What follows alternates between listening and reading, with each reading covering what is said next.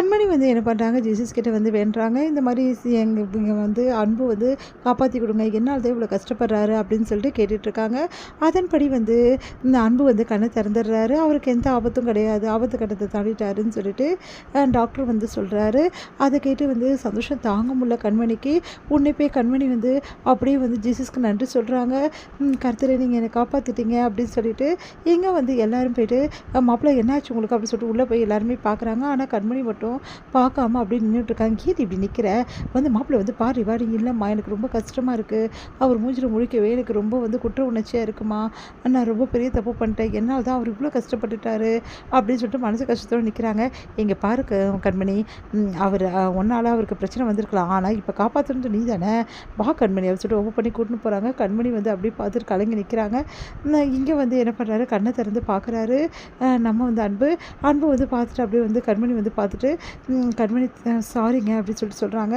Sorry அன்பு, என்னால் தான் இவ்வளோ கஷ்டப்பட்டீங்க அப்படின்ற மாதிரி சொல்கிறாங்க. உன்னை வந்து பரவாயில்ல அப்படின்னு சொல்லிட்டு சொல்கிறாரு. உன்னை வந்து எழுந்துக்க பார்க்குறாரு. மாப்பிள்ளை எழுந்துக்காதீங்க அப்படின்னு சொல்லிட்டு ஓடி வந்து நம்ம கண்மணியோட சித்தப்பா வந்து அவரை பிடிக்கிறாரு.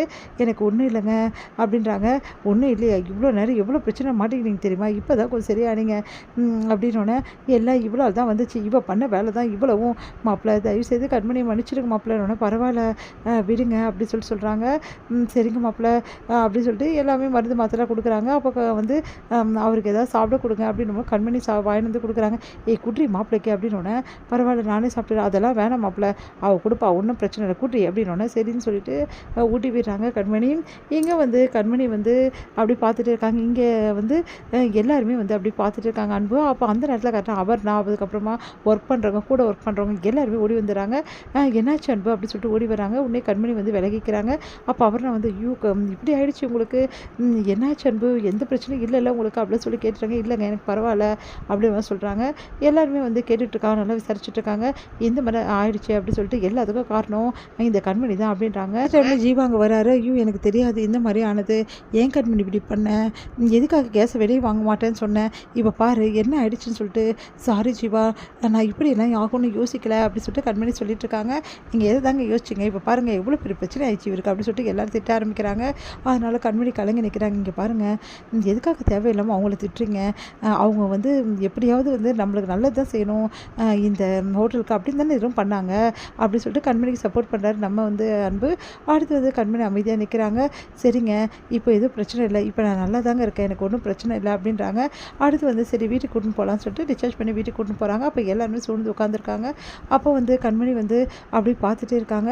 உடனே என்ன பண்ணுறாங்க, நம்ம வந்து காவேரி வந்து இங்கே பாருங்கள் நான் சொல்கிறத கொஞ்சம் கேட்பியா கண்மணி அப்படின்னோடனே என்னம்மா சொல்லணுன்னா, மாப்பிள்ளை சரியாக ஒரு வரைக்கும் நம்ம வீட்டிலே வச்சு பார்த்துக்கலாண்டி அப்படின்னோன்னா அதிர்ச்சி அடைகிறாங்க.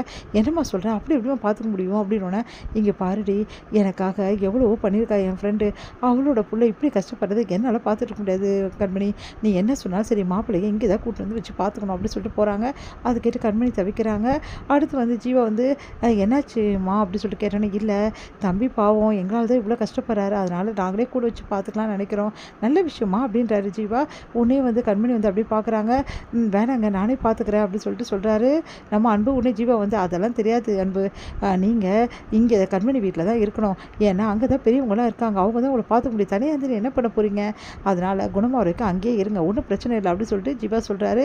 வேறு வழி இல்லாமல் வந்து நம்ம அன்பு ஒத்துக்கிறாரு. இதை பார்த்து கண்மணி அப்படி பார்த்துக்கிறாங்க. என்னடி நான் முறைச்சிட்ருக்கேன் அப்படின்னோடனே, சரிம்மா நீங்கள் தான் முடிவு பண்ணிட்டீங்களா, சரி இங்கே இருக்கட்டும் அப்படின்னோடனே அப்படியே யோசிச்சு பார்க்குறாரு நம்ம அன்பு. அடுத்து வந்து இங்கே அன்பு கூட்டிகிட்டு வந்து வச்சுட்டு அவருக்கு தேவையானதை பண்ணணும் அப்படின்னு சொல்லிட்டு ஒன்று ஒன்றா பார்த்து பண்ணுறாங்க அவங்க மாமியார் வந்து நம்ம காவேரி. அடுத்து வந்து காவேரி வந்து சொல்கிறாங்க, இங்கே பாரு மாப்பிள்ளைக்கு இங்கே இருக்கிற வரைக்கும் நீ தான் எல்லாமே கொடுக்கணும், சரிதான் சாப்பாடு எல்லாமே அப்படின்னோடனே சரின்னு சொல்லிட்டு வேறு வழி இல்லாமல் வந்து கண்மணி ஊட்டி போயிடுறாங்க. அன்பும் சாப்பிட்றாரு. சாரி அப்படின்றாரு. எதுக்கு அப்படின்னோடனே, இல்லை என்னால் எதுக்கு தேவையில்லாத பிரச்சனை அப்படின்னோடனே, பரவாயில்ல விடுங்க என்னால் தான் இப்படி ஆச்சு அப்படின்னு சொல்லிட்டு கண்மணி ஊட்டி விட்டுறாங்க.